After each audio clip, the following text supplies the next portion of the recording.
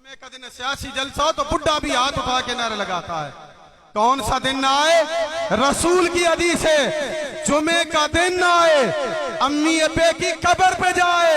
मेरे मदीने के ताजदार ने कहा, जो जिंदा वालिदैन के चेहरे को देखे मकबूल हज का सवाब, जो जिंदा न देख सके या जिंदा भी देखता रहे, मरने के बाद कब्रिस्तान जाकर कब्र की जियारत करे। फरमाया मैं मोहम्मद जमानत देता हूँ, जितनी बार जाएगा अल्लाह हर जुम्मे मकबूल हज का सवाब अता फरमाता रहेगा। और हाज़रीन सामीन आगे चलते हैं। मेरे रसूल कायनात, आज तो अजीब दौर है, तरह तरह की सोच और फिक्र है। बाज लोग कहते हैं जनाजे के बाद दुआ ना मांगो, बाज कहते हैं कब्रिस्तान में ना जाओ। हमारा किसी से इख्तलाफ नहीं, कोई दुआ नहीं मांगता मजबूर ना करो, कब्रिस्तान नहीं जाता ना करो, जितना गुड़ डालोगे उतना मीठा होगा। जो दुआ करेगा जाने वाले का फायदा, जो नहीं करेगा जाने वाले का फायदा नहीं होगा। अल्हम्दुलिल्लाह हम दुआ मांगते हैं, हमारा अकीदा है जाने वाले की रूहें कब्रों में खुश हो जाती है। मैं दलील भी आगे पेश करूंगा। अवरीनो सामीन, ये आजकल के अकायद सोच बदलती जा रही है।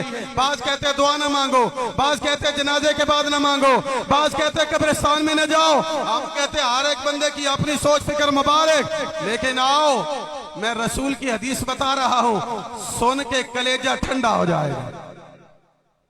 जिन्ना सुभान अल्लाह दिया को कहे सुभान अल्लाह। या अल्लाह जितनी बार इन्होंने सुभान अल्लाह कहा, जितनी बार कहेंगे हम मलक साहब की रूह को इशारे सवाब कर रहे हैं। कोई जुबान खामोश न रहे। अवरीनो सामिन, मेरे रब का तराजू क़यामत के दिन लगेगा, तेरे मुंह से जो जो जुमला निकलेगा अल्लाह तराजू में रख के उसका वजन फरमा के तुम्हें अजर व सवाब अता फरमाए। एक लफ्ज़ अल्हम्दुलिल्लाह हम कहते हैं, खाने के बाद भी अल्हम्दुलिल्लाह, छींक आए तो फिर भी अल्हम्दुलिल्लाह, पानी पीने के बाद फिर भी अल्हम्दुलिल्लाह, बीमारी से तो फिर भी अल्हम्दुलिल्लाह। ये मुसलमान की शान है, हर मौके पे जिक्र खुदा करता है।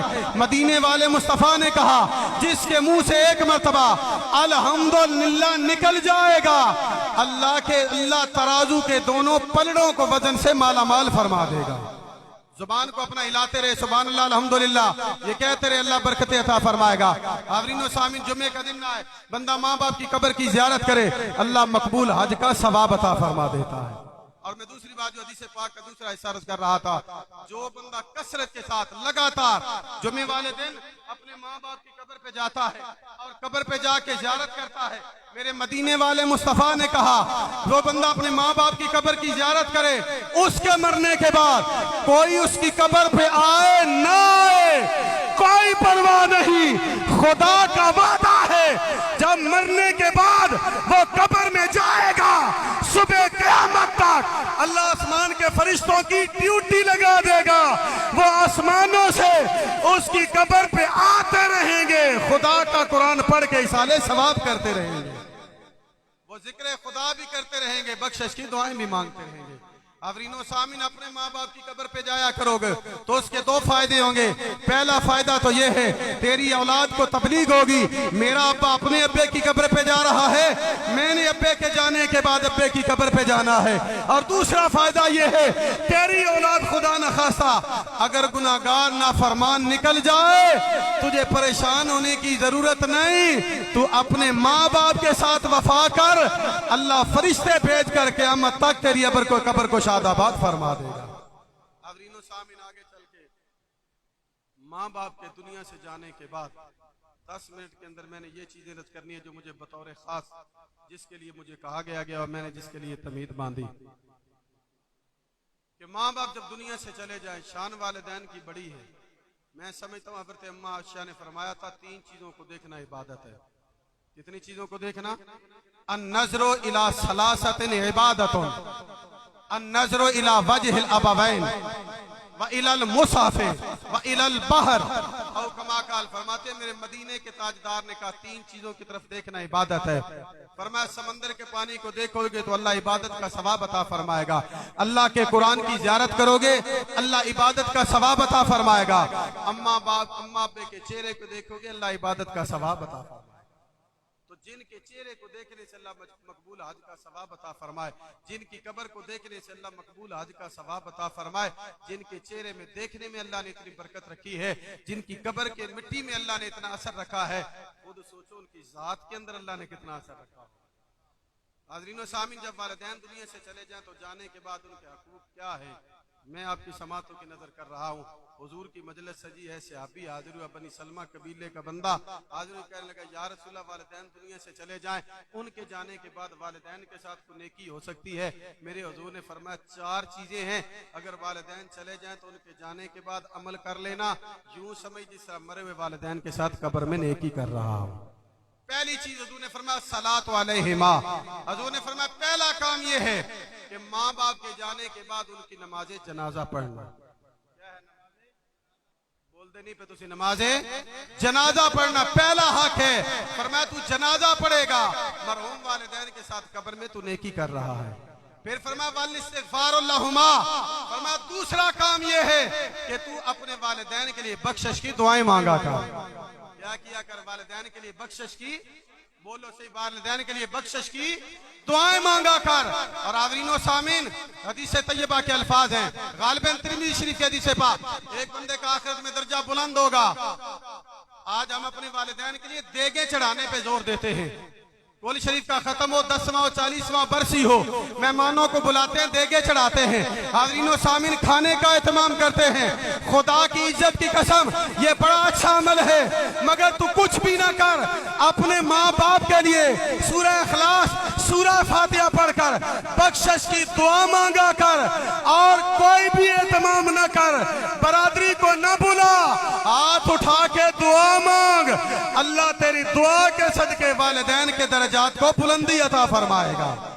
मैं पहली बात अर्ज कर रहा हूँ, बंदा आखिरत में अर्ज करेगा, मौला मैं तो मरने के बाद तेरे पास हाजिर हो चुका, नमाज मैं नहीं पढ़ सकता, रोजा मैं नहीं रख सकता, हज मैं नहीं कर सकता, ज़कात मैं नहीं दे सकता, या अल्लाह बता मेरा दर्जा क्यों बुलंद हुआ?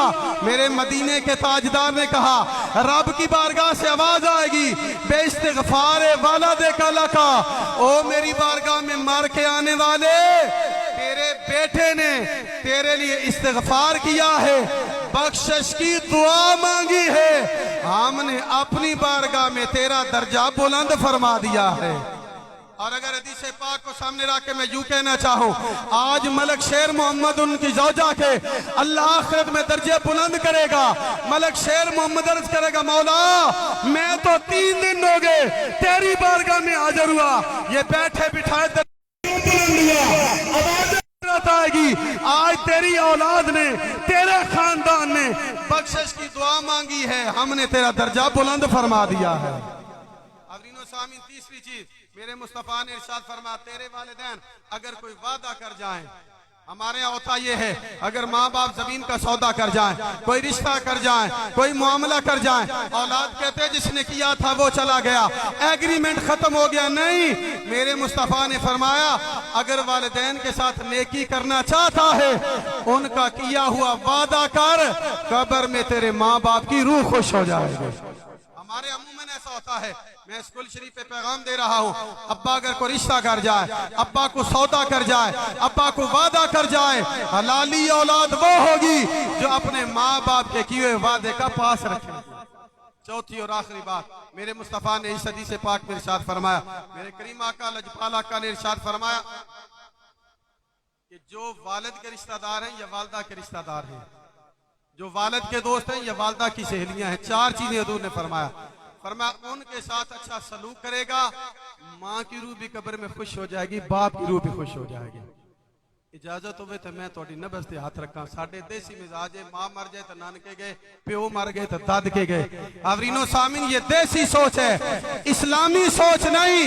खुदा ने जो तेरा रिश्ता बनाया है, माँ दुनिया में जिंदा रहे तब भी ननिहाल का रिश्ता बाकी है, माँ दुनिया से चली जाए फिर भी ननिहाल का रिश्ता बाकी है, बाप जिंदा रहे तब भी ददिहाल का रिश्ता बाकी है, बाप दुनिया से चला जाए फिर भी ददिहाल का रिश्ता बाकी रहता। ये देसी गलत सोच है, हमें सोच बदलने की जरूरत है। मैं मिसाल दे रहा हूँ, मेरे हुजूर की बारगाह में सहाबी हाजिर होता है, अर्ज़ किया या रसूलल्लाह मैं गुनाह कर बैठा, कोई तौबा की सूरत बाकी है। मेरे नबी ने फरमाया उठ, अपनी माँ की खिदमत कर, अल्लाह गुनाह माफ कर दे।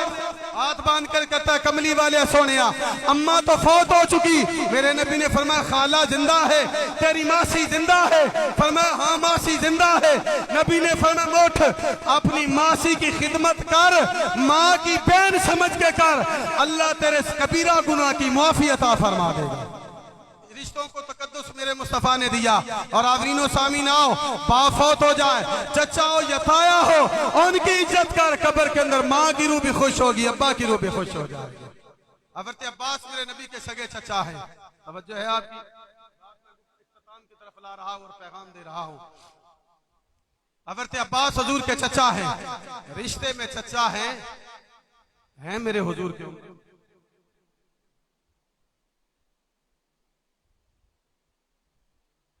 रिश्ते में मेरे हुजूर के चचा हैं, वैसे हुजूर के उम्मती हैं। तवज्जो है आप, परेशान तो नहीं बैठे आप? जेड़े नहीं परेशान बैठे आपको सुभान अल्लाह।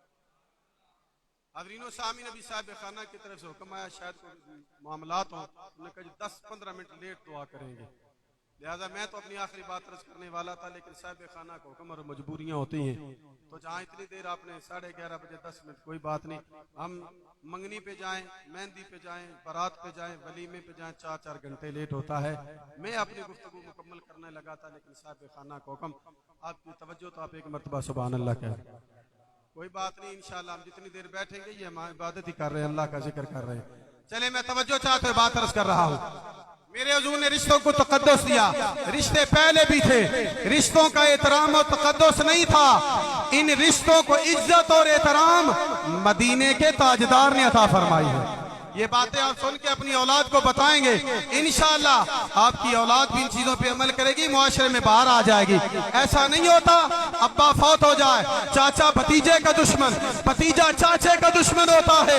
और मैं रसूल का फरमान पेश कर रहा हूँ, जिसे रसूल का फरमान समझ आ गया, खानदान में कभी नफरत पैदा नहीं होगी, बल्कि पूरे खानदान के दिलों में मोहब्बत पैदा हो जाएगी।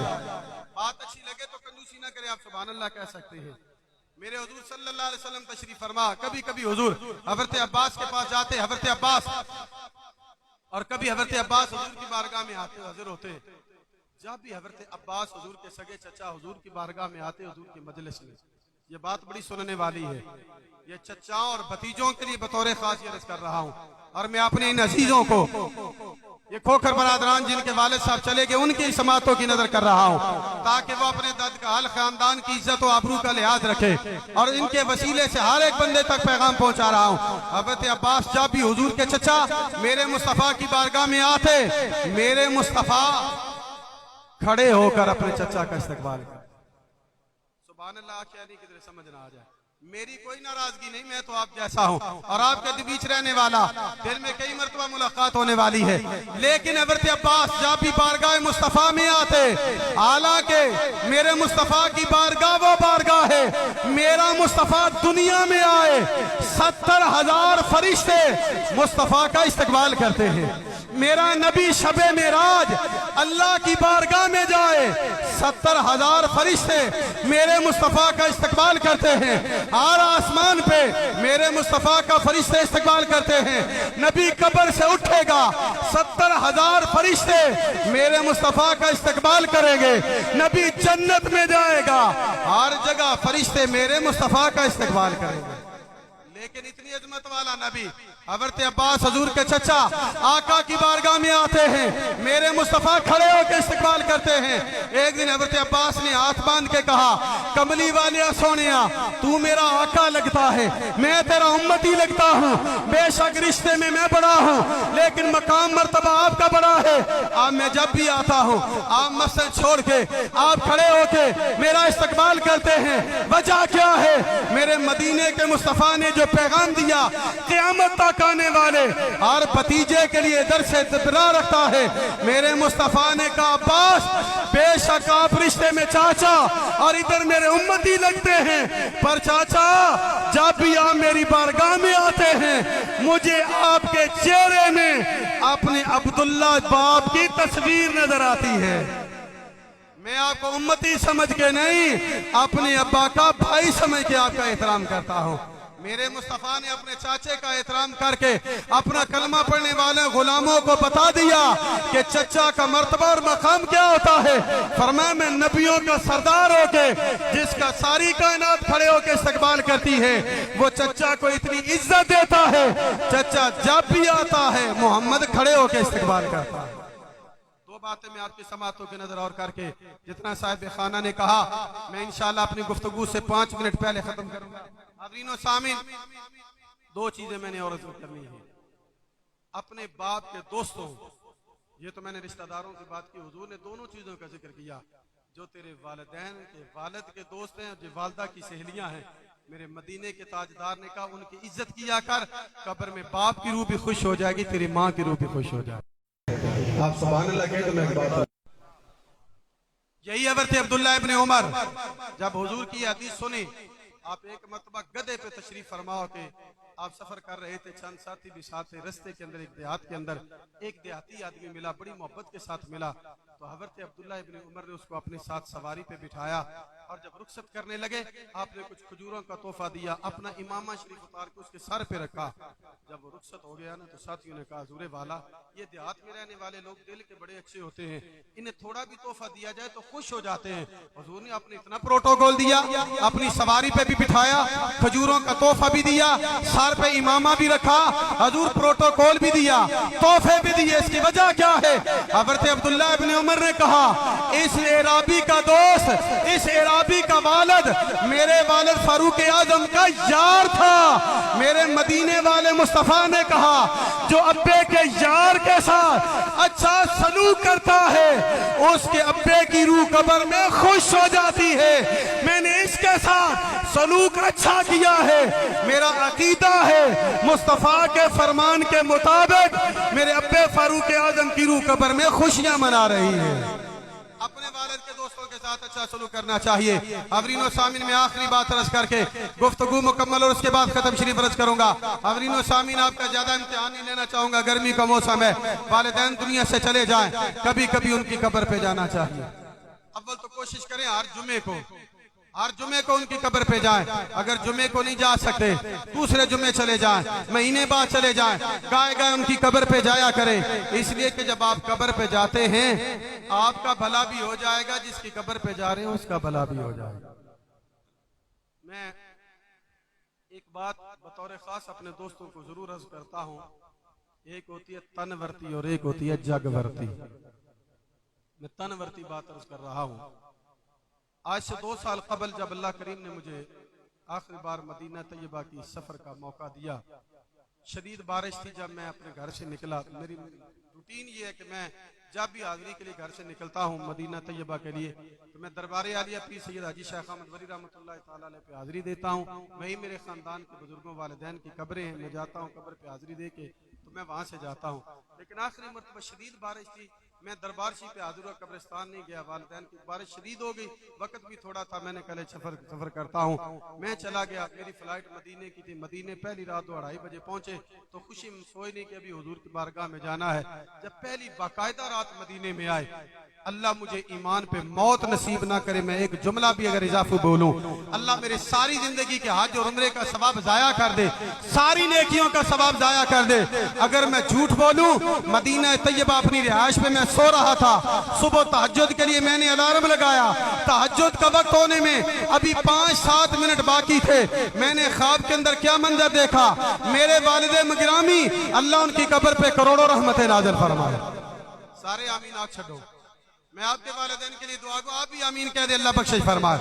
मेरे वालिदे गिरामी इंतहाई चिट्टा सफेद लिबास पहन के बड़े खुशगवार माहौल में बड़े चुस्त और चालाक होके बड़े तेजी के साथ मेरे वालिदे गिरामी गुजरे और मेरी चारपाई की तरफ इशारा करके कहने लगे, ए जे मेरा वो पुत्र जिसने दीन पढ़ाया है, मदीने आया टूदी वारी, मैंने मिल के भी नहीं आया।